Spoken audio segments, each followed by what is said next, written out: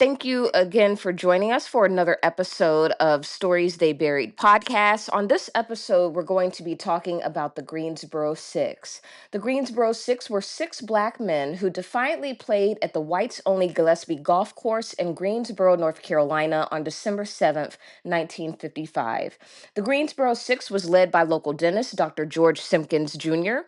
The group also included Philip Cook, Elijah Herring, Samuel Murray, Joseph Sturdivant, and Leon Wolfe. The men paid their 75-cent fees and finished 9 holes despite harassment and threats by management. And they were ultimately arrested for that, but this event in history actually led to desegregation down in Greensboro, North Carolina, with the golf courses as well as other things too. So, this episode, I'm joined by Chris Simpkins, the son of Dr. George Simpkins Jr. Chris, how are you doing today? Very well. Good to be with you. Awesome. Thank you so much for joining us today. First and foremost, this was a story I really never heard about personally. I'm from Virginia, so I'm right across the state line, the state border, and I never even heard about the Greensboro Six. And I did, give a little bit of summary of what they did, but tell us what you know about it, given that your father was the leader. Well, I wasn't born when the actual event happened, and it was about when I was 8 years old that my father first told me about what happened at Gillespie. And as a young boy, I guess my earliest memories would be 4 or 5 years old, remembering going out, him taking me to this golf course. And even as a young child and young boy, I realized it was a special place. And then he shared with me, what they did at the golf course on December 7th, 1955. And when he first told you that, what were your thoughts as an 8-year-old child? It was hard to understand because when I would go out to the course, I would see everybody playing normally, so I didn't realize there was another time and another way of doing things, and that African Americans could not be on that golf course in 1955. So it was hard for me to understand, but of course, after I got older, I began to realize what the stakes were and the courage that it took to go out there at a time when you could lose your job, you could lose your life. And my father had death threats for what he did out there, so it really began to hit me how much courage it took for them to go out there and play that round of golf, and not knowing at the time how impactful it would be in desegregating municipal golf courses across the country. Yeah, how did you view your father after he told you about the type of history he was a part of? It made me proud because he didn't often share with me the stories that he participated in and the actions he participated in. It was only until later that when I became a journalist and was a reporter and actually produced stories about the Greensboro Six that he began to talk to me more, and just so much pride, because he didn't brag about these things. He would always wait until a court victory and maybe just say yes. He didn't. He knew that there were a lot of steps along the way to ensure civil rights for African Americans, and he didn't brag about it, and he kept very low key, but after I started to discover what he had done, I was just so proud of him and couldn't imagine, walking in his shoes and those other golfers' shoes doing what they did 70 years ago. So you got older and you became a journalist yourself, and like you had said just now, you began to do stories about the Greensboro Six and talk with your father. What were some other things he revealed to you during that time period when you were a journalist yourself interviewing him?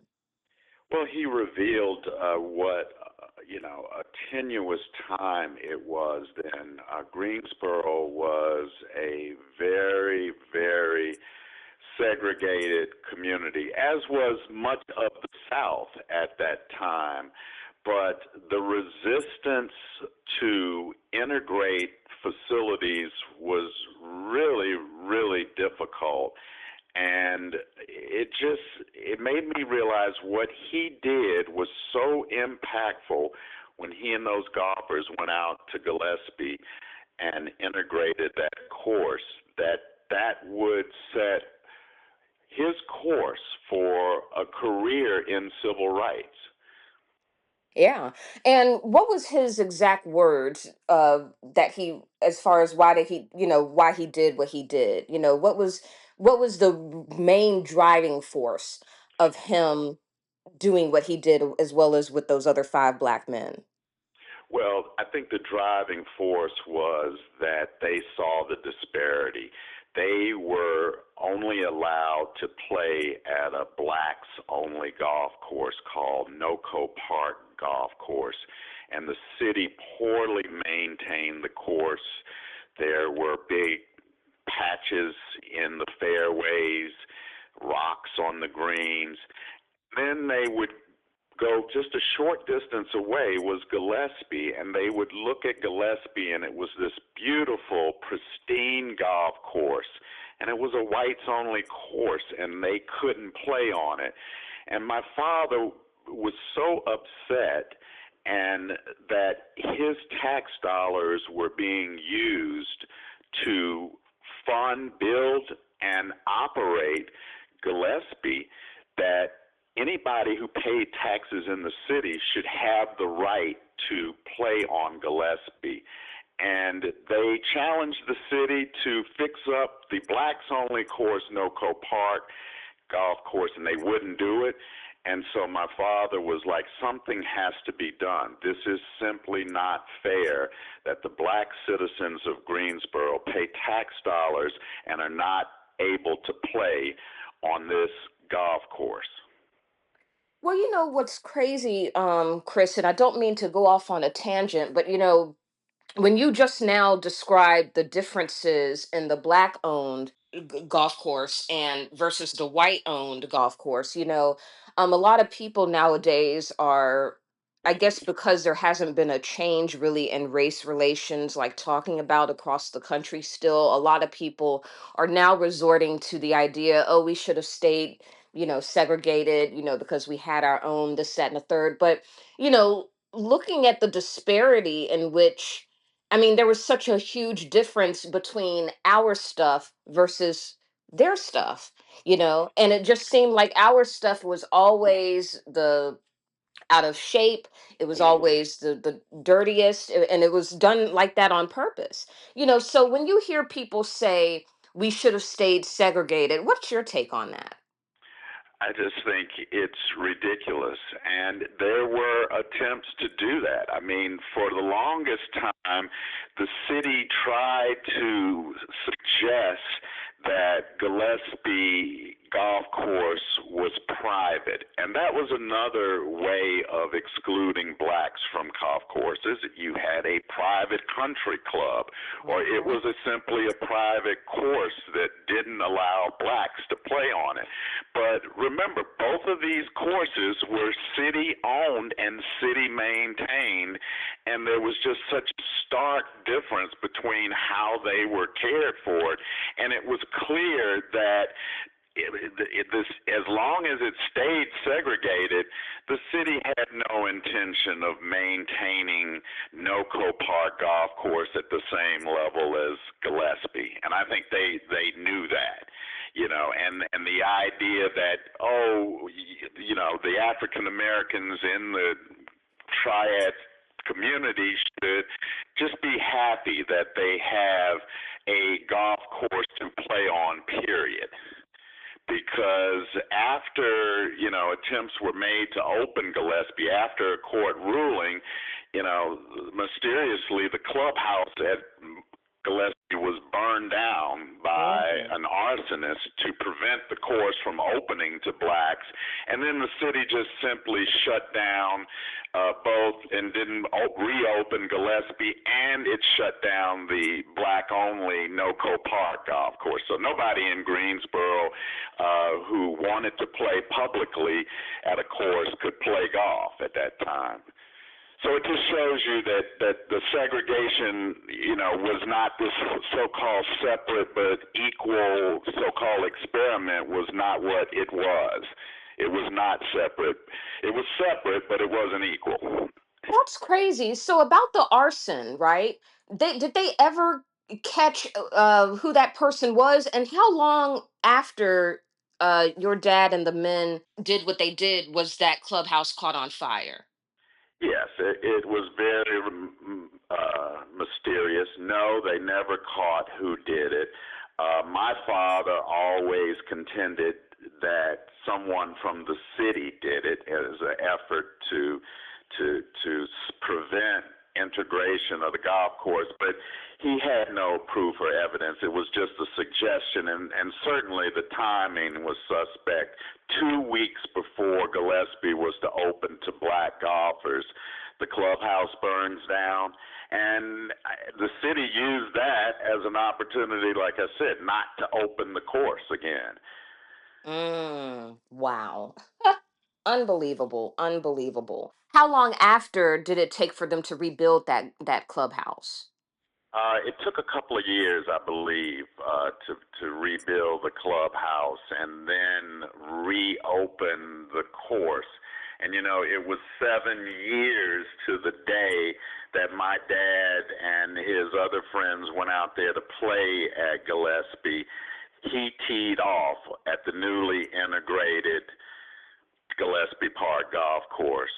Wow. And was that so 7 years after they attempted to integrate it, and then, Yes, the clubhouse being burned down, that's when it was official that yes. Gillespie was integrated. On December 7th, 1962, 7 years to the day after they played that fateful round, Gillespie Park Golf Course was open to all. And, my father was the first African American to play at the course legally. Wow.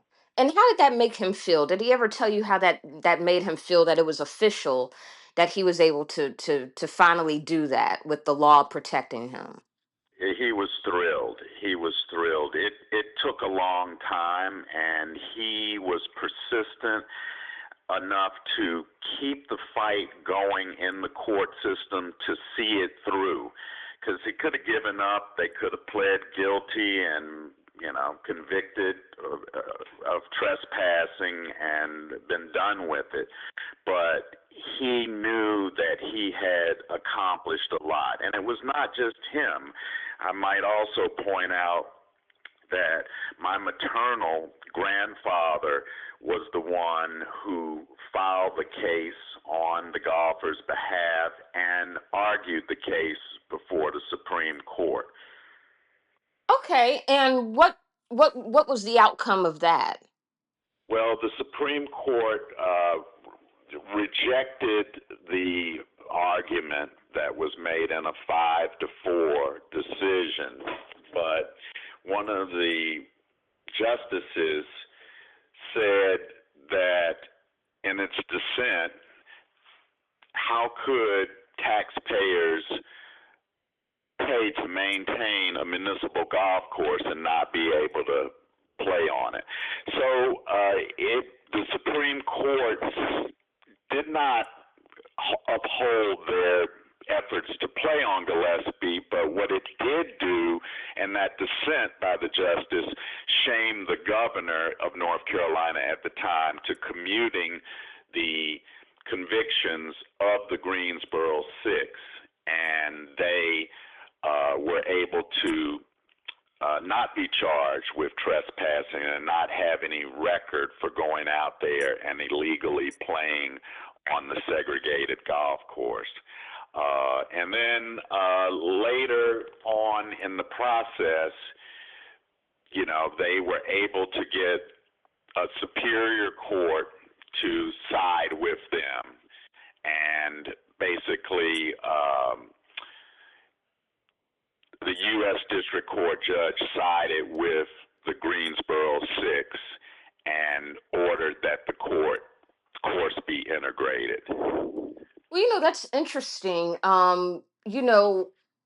Seeing, because most of these justices at that time were pretty much predominantly white. I can't remember what years, Thurgood Marshall was on there, but how do you feel that there were actually white people out there who supported your dad and the five other men's efforts in doing this?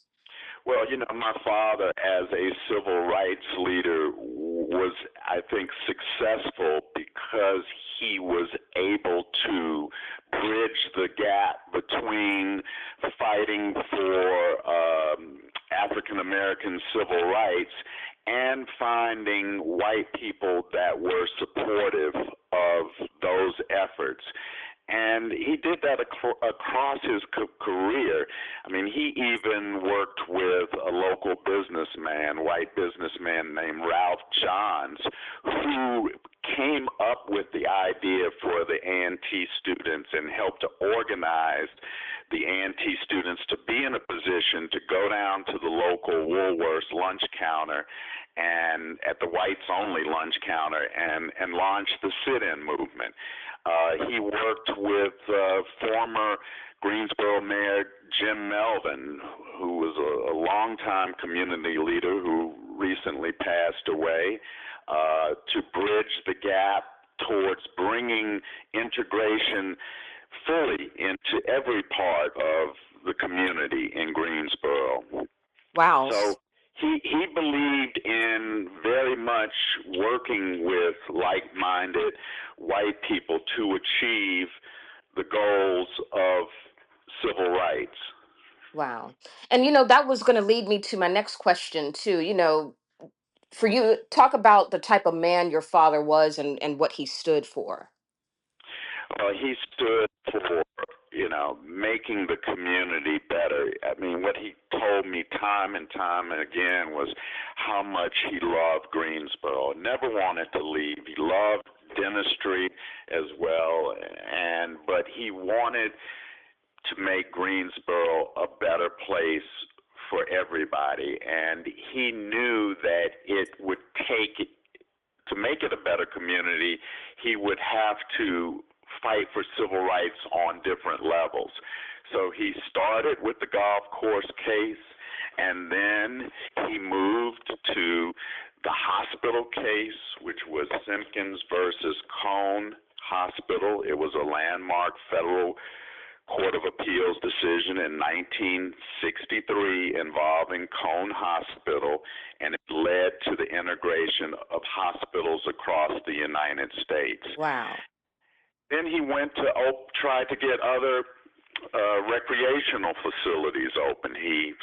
And the NAACP, which he was president of for 30 years, launched a lawsuit against the city to open swimming pools, to integrate swimming pools, tennis courts.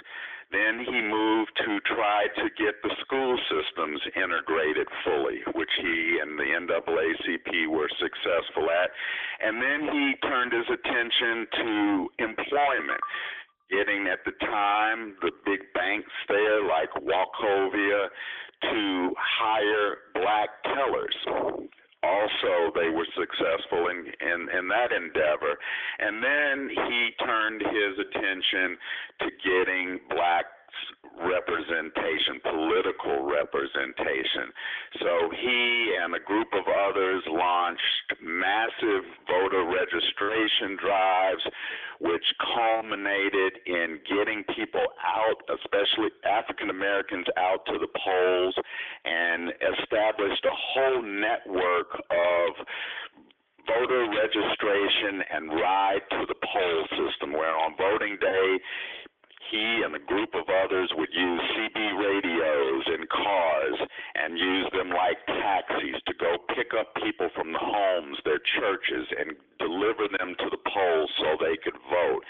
And also fought for greater representation on the city council. and went to a district system instead of an at-large system, which pretty much prevented blacks from serving on the city council. So he was about creating black representation, increasing black voter participation, and those were his passions. And so he knew that if he had a community that was fully one, that the community would prosper, and so would the people living in that community. My goodness, he has done a lot. Wow. I mean, what and I know you already answered a question just like this, but I mean, he had a lot of drive in him. He really did, for especially for a black man during that time period of history. I mean, that is just so incredible. And to know, he knew too that to get at the heart of discrimination, he had to address it at these different levels, from employment to education to recreational facilities to integrating hospitals. He knew that was the course of the battle, and he was very, very passionate about it. Wow, that is fantastic. Your dad really had a wonderful life full of trying to fight for the rights of us. Does this you look at certain things that are happening now in our country. Do you hope that with things going on such as history trying to be erased and everything like that, do you really hope that your father's justice initiatives and actions don't be forgotten? Yes, absolutely. That's why I'm trying to do everything that I can to let people know about what the Greensboro Six did. Like you say, you didn't know much about it. All of my friends didn't know about it. A lot of people I talked to are surprised by the story, didn't realize it had taken place. It's not in any history books. So it's important that, I keep my dad's legacy alive, but especially at a time when I think if he were alive today, he would be very troubled by some of the things that have been happening with regards to voting rights, with regards to eliminate diversity programs and not go after discrimination lawsuits in the same vigor that they did back then. I think he knew that the civil rights movement, there would always be 2 steps forward and 1 step backwards, and we would take a while to get to a point of total racial harmony. But I think he would certainly be disappointed at what has happened over the last 10 years, the erosion of things that he and so many others sacrificed for back in the 1950s and 60s. But I think also if he were alive today, he would say that we need to redouble our efforts to ensure our freedoms and that our civil rights are protected. Not only African American civil rights, but other minority civil rights in this country are protected. And I think he would still be fighting today for some of the same things that he was fighting for 70 years ago. I agree. I totally agree with that. Now let's backtrack some to when they, were first trying to integrate Gillespie. Now, uh, did your father say what was happening as they were trying to, play their 9 holes and everything when they were, playing on Gillespie Golf Course? Did he ever tell you what him and the men were facing? I know you had mentioned death threats and harassment, but Yeah. while they were actually doing it, what was going on? Well, when the 6 men walked on into the Gillespie clubhouse, they put down their fees, their 75-cent green fee at the time, signed the register, and you know, right before they were trying to sign the register to play the course attendant working at the counter snatched the sign-in book away from him and told him, "You can't play here." And so they just put their 75 cents down and walked out, didn't listen to the guy.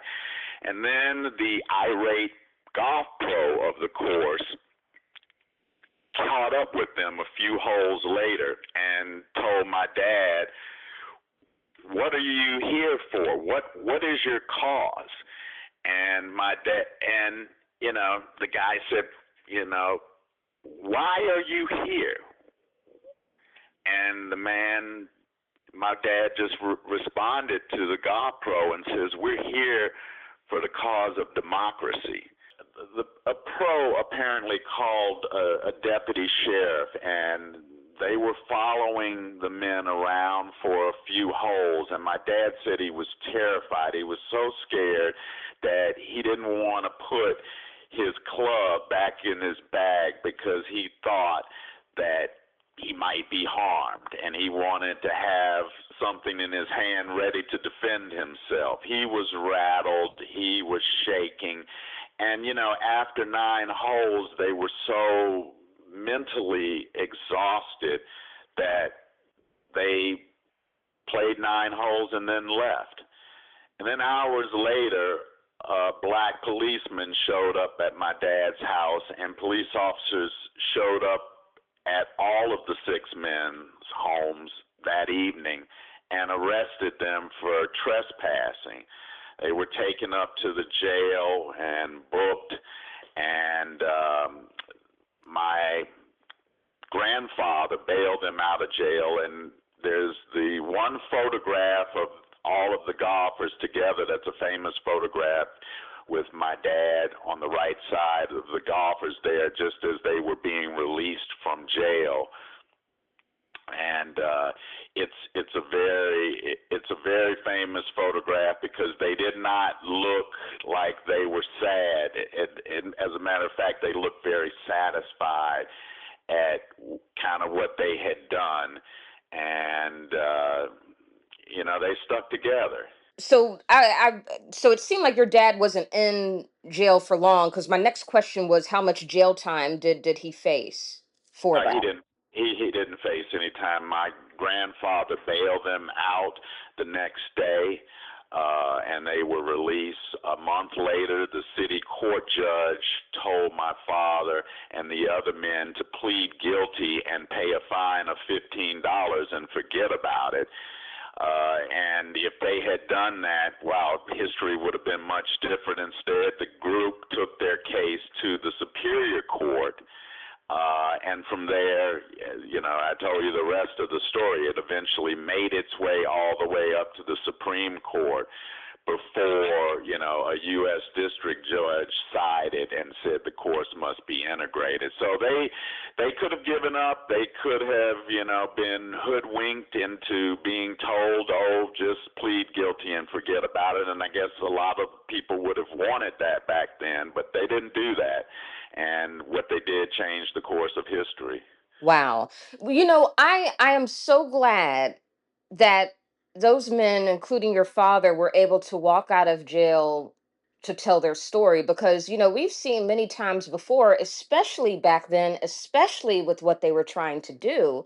I mean, they could have been, killed in jail, mysteriously died, and stuff like that. So, I'm really glad that they were able to walk out of the jail alive. Right, I was too. And Yeah. again, I think it was important precedent that the case went all the way to the Supreme Court. Even though they lost in a 5-4 decision, it was a scathing dissent opinion by Chief Justice Earl Warren that really shamed the governor, Luther Hodges at the time, into commuting the sentences of the Greensboro Six in 1960 so they could avoid jail time. And if they had been in jail, it would have been so much different. I mean, I don't know what could have happened to them, and I fear sometimes the worst could have happened to them if they had been jailed for any significant amount of time. Because they weren't harassed or abused while jailed during that short period of time that you know of, were they? No, they were not. They were jailed all together, from what my father told me. And yes, no, they didn't face any problems in the Well, few hours that they were there in jail. well, that's definitely a miracle, like I said, especially for back then during that time period of history. After that happens, uh, what type of threats were being hurled at your father? Because you said that even after they integrated or tried to integrate Gillespie, they faced, he even faced threats outside of that. What was his life like right after he was jailed for doing that? It was tough. I mean, we would often he would try to shield us from a lot of that, but he apparently got a lot of death threats through the mail, and I saw one letter that my mom had saved in a scrapbook of things, and I was looking for it, and it was addressed to our house shortly after the golfers went out on the golf course, and it said, "I know what you did, and you will pay for it. You will die." And it was an exclamation point. I also know that he would get harassing death threat telephone calls, and sometimes, they would be coming very frequently.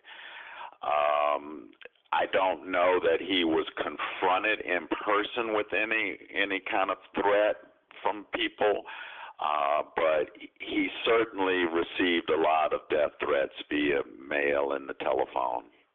And when you first saw that letter that your mom saved, how did that make you feel? What was going through your mind? And how old were you too? I was about 15 when I saw the letter for the first time. I was shocked. I was kind of angry that my father shielded us from this and did not tell us that we should be careful and that we are in some kind of danger. I know he did not want to scare us, but I felt like maybe this was something that we should have known, that we could have better protected ourselves or known what to do in case we were confronted. But then I understood that, again, he wanted to keep these things to himself to make our life as normal as possible while he was continuing the fight. But it also made me feel, wow, after I would have received a letter like that, I might have stopped doing what I was doing. But I think that energized him more because he knew what he was doing was making an impact of those people who were trying to fight to maintain segregation. So I think it gave him a little inspiration in knowing, wow, I'm making a difference here, and the people who I'm trying to call out are hearing these calls, and they're coming back angry at me.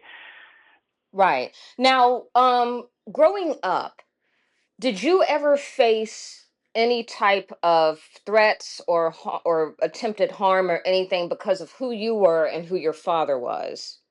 No, I did not. And I got a lot of actual praise from most of my African American friends and family members who were very complimentary of what my father was doing and telling me how proud I should be of him.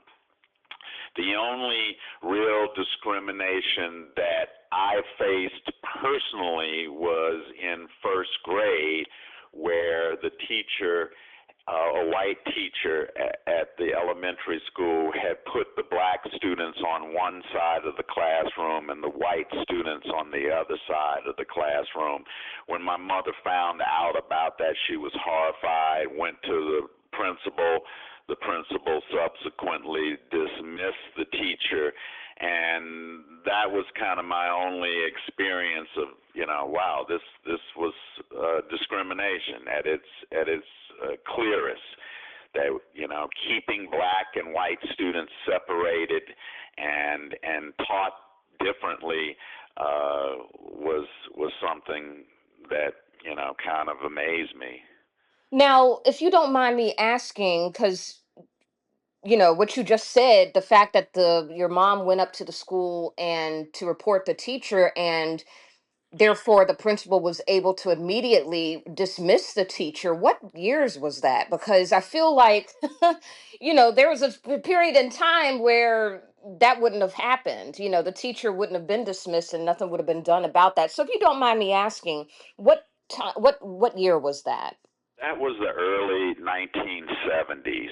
And, at that time, throughout the South, many communities had integrated schools because of court orders. But again, Greensboro was slow to integrate the school systems. And so when I was coming along young in elementary school, like I said, in the early 1970s, integration had just begun to happen, but still it was resistant.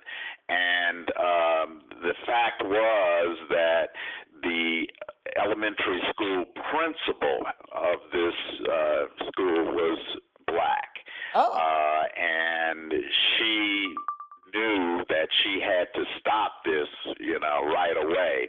So that was in the early 1970s. wow.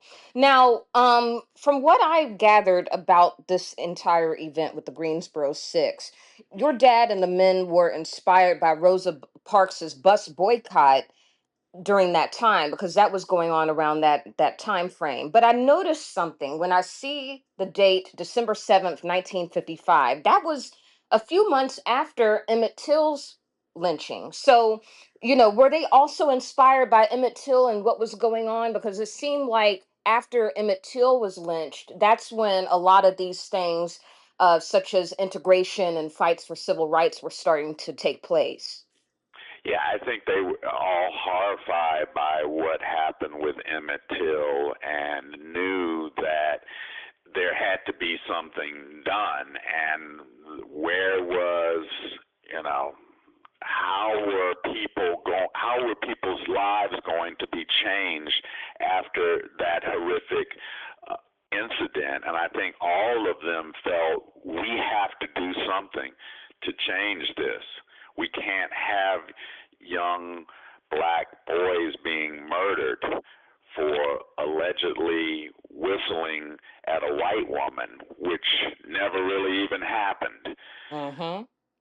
Exactly. Yeah. I mean, we find out later that, she made the whole thing up, and I mean, was able to live a full life, died at the age of 88 years old a few years ago. I mean, and no justice was really ever served at all. When we talk about your father's life after this, Gillespie Golf Course, they're finally able to integrate 7 years after your dad and the five men did what they did. What was your father's life like, even beyond that 7 years, even beyond when Gillespie Golf Course finally gets integrated? I know you said that he participated in other civil rights, activities and all that other stuff, but, did he continue playing at Gillespie even years later after the integration? Oh, yes, and he did. And that was my fondest memories of him taking me to Gillespie to ride around on the golf cart and watch him and the other golfers play, to witness the camaraderie that they had out there. It was really a gathering point, and the course was really beautiful at that time, and still, this was a place where golfers could get away from the discrimination that surrounded them in a beautiful, pristine area of green grass and trees, and go out there for 4 hours and kind of escape everything. And I would remember after the golf rounds, they would sit around their cars and laugh and joke and talk about how other people missed this shot and missed this shot. It just told me that this is the life that my father wanted for Greensboro and the residents of the city. And he not only played long after integrating Gillespie, he and a group of other golfers founded the Gate City Golf Association, in which they set up a tournament at Gillespie and subsequently at other golf courses for black amateur and professional golfers to take part in a Labor Day tournament that continued for some 40 years. Wow. And a lot of the professional black amateur golfers that played in that tournament rose to becoming professional golfers on the PGA Tour. People like Lee Elder and Charlie Sifford, who was the first black golfer to earn his PGA golf card and broke the color barrier in the professional golf. And there were other people, like Jim Thorpe, another famous black professional golfer who was from Roxborough, North Carolina, and his brothers. So my father set up a system after Gillespie was integrated, so to speak, that would be a pipeline for not only amateurs to compete in tournaments and win a little prize money, but for professional golfers to take part who may not have been able to play on the whites-only professional golf tour and play in these black-only tournaments and prepare themselves to be able to transition to the PGA when the PGA did open up to black golfers. So he set up a pipeline, so to speak, so more people could enjoy the game, compete for prize money, excel in the game of golf, and eventually some move to have successful careers on the professional golf tour. Wow, that is just fantastic. That is just so amazing. The fact that your father's actions was able to cause a ripple effect Yeah. for good, you know. And I might mention too, just to show you how it all comes full circle, is that Charlie Sifford was allowed to play on, as I told you, to be the first black to play on the PGA Tour. And guess who inspired Tiger Woods to play golf and named his son Charlie, was after Charlie Sifford. Wow. And look how many African Americans Tiger Woods has inspired to pick up and play the game of golf and reach for professional heights as well. So it comes full circle. Yeah, it certainly does. How long, after, like what was the age that your father played golf up until? And what was the age that your father passed away at? My father passed away at 77. He was playing golf and tennis just weeks before he passed away. He was still in good shape, just had a sudden illness. But yeah, his love of both golf and tennis, and he was quite a good tennis player. He was a state champion at his age and was playing in his last tennis tournament at 76 years old. Wow, what a fantastic life he led. Now, to this day, I will say this, like I said, there is a lot of people that still don't know about this, but it's slowly becoming to get out there that about what your father did and what the other five men did as well. Recently, I had interviewed you about a couple years ago about your father and the Greensboro Six, and then also there was talks of a mural for the Greensboro Six, which has actually been completed now. Mm-hmm. And with that being said, talk about that mural. Talk about how. today your father and the five men are being honored? Oh, it's a beautiful mural that sits on the side of a building that is the headquarters for the First Tee. And that is an organization throughout the state of North Carolina that inspires and helps young people to play golf. And so this particular association is located right on the golf course, and inside that building they help train future golfers. Then they go outside the building and play on the golf course. But the mural is on the side of this building. It's big, it's bold, it's beautiful.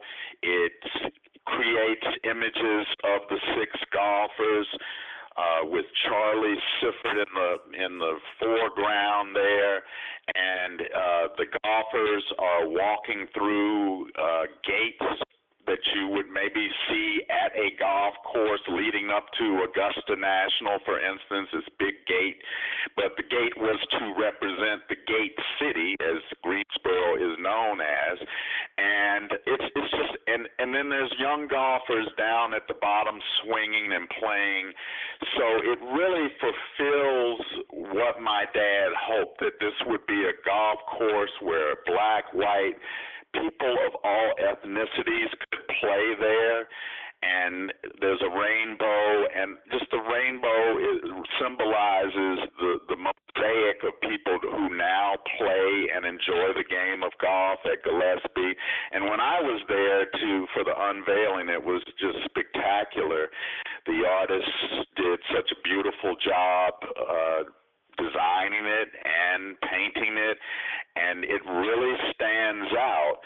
And it also has attracted a lot of tourists. So people who didn't know about the story can come there, look at the mural, and down at the bottom of the mural they can scan a QR code, and then on their phones pops up the story of the Greensboro Six.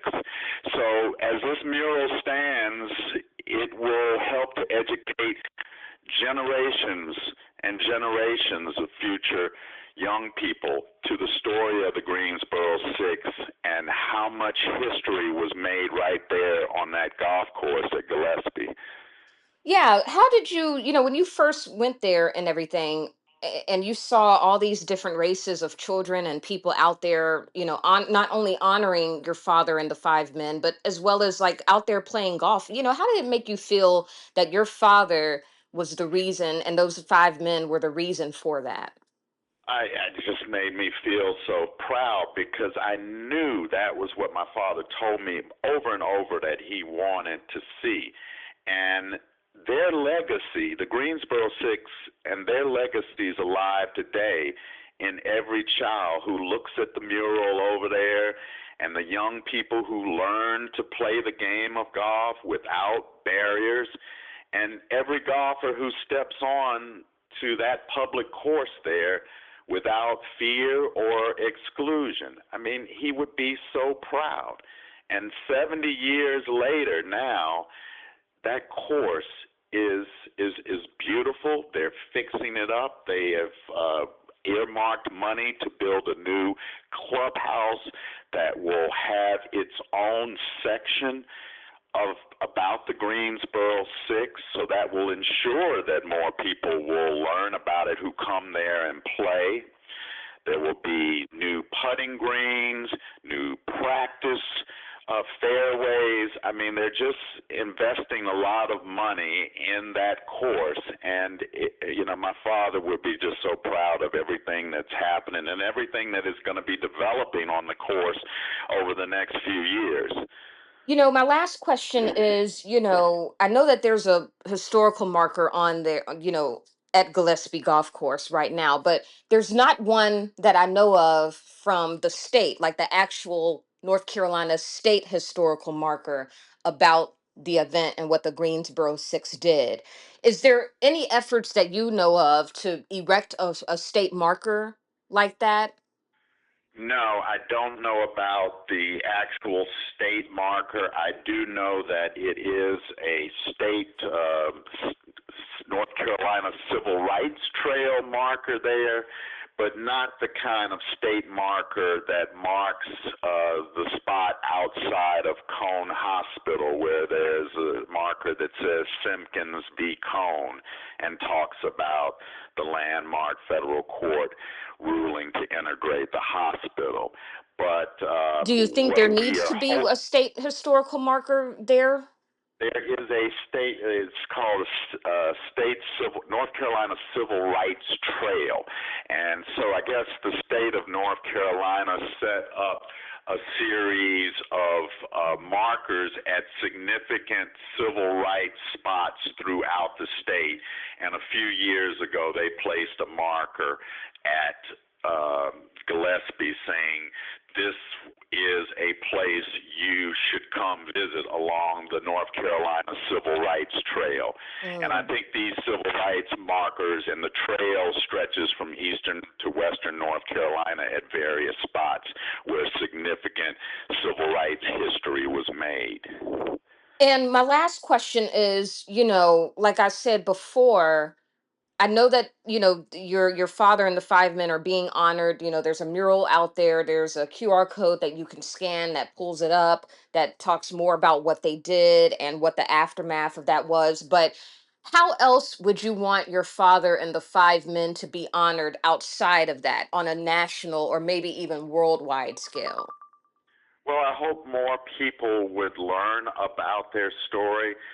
Me and my sister have written a book that details a lot about the story of my father and our family, not just my grandfather on both sides, my maternal grandfather as well, in a book called Shades of Privilege. It was published back in 2022, but if people want to pick that up, I suggest they do. It's on Amazon, and read about it and learn a little bit more about it. There is hopefully a documentary that will be coming out in the next year that will coincide with the opening of the renovated Gillespie Golf course. So we hope that will also be a tool where people could view the Greensboro Six story on YouTube.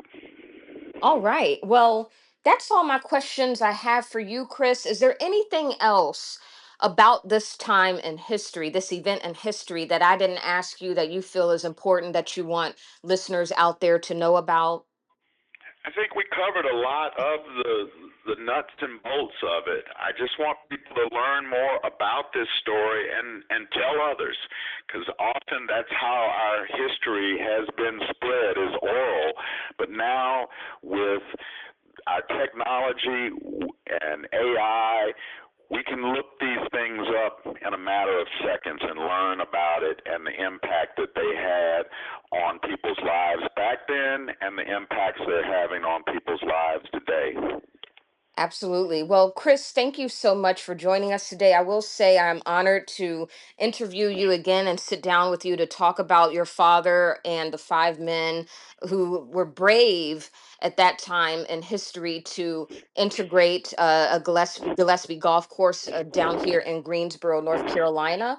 That's all I have for you. Like I said before, thank you again. Your father Sure. seemed to have lived a very long life, and he left a lasting legacy that impacted generations. Even long after he passed away. Thank you once again for joining us on another episode of Stories They Buried podcast. This episode will be posted on our YouTube page, Stories They Buried podcast, as well as our TikTok, which is also Stories They Buried podcast. Thank you so much for joining us. Stay tuned for the next episode.